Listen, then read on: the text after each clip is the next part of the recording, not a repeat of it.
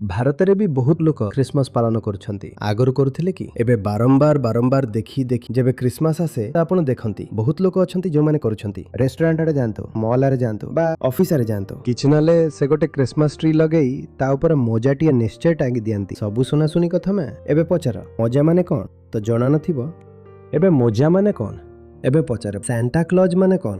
ବହୁତ ଲୋକଙ୍କୁ ଲାଗିବ ଏ ନିଶ୍ଚୟ ଜିସସ୍ ଖ୍ରାଇଷ୍ଟଙ୍କ କୌଣସି ଶିଷ୍ୟ ରହିଥିବେ। ପୁରୁଣା ଲୋକ ବହୁତ ବୁଢା ହୋଇଗଲେଣି। ସେପଟେ ହିଁ ଥଣ୍ଡା ଜାଗାର, କାରଣ ଜିସସ୍ ବି ତ ଏକଦମ ଥଣ୍ଡା ଜାଗାରେ ହିଁ ତ ଥିଲେ।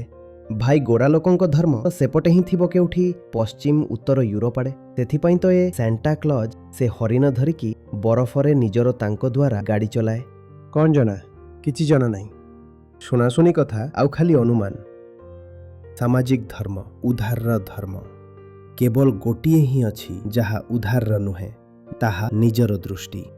ନିଜେ ହିଁ ନିଜକୁ ଦେଖିବା, କେବଳ ଏହା ହିଁ ଧାର୍ମିକତା, କାରଣ ବାକି ସବୁ କିଛି ଉଦ୍ଧାରର ଅଟେ। ଶୁଣାଶୁଣି କଥା, କେତେ ଦୁଃଖର କଥା ଆଉ କେତେ ଲଜ୍ଜାର କଥା କି ଆମର ଭଗବାନ ବି କେବଳ ଗୋଟେ ଶୁଣାଶୁଣି କଥାଟିଏ।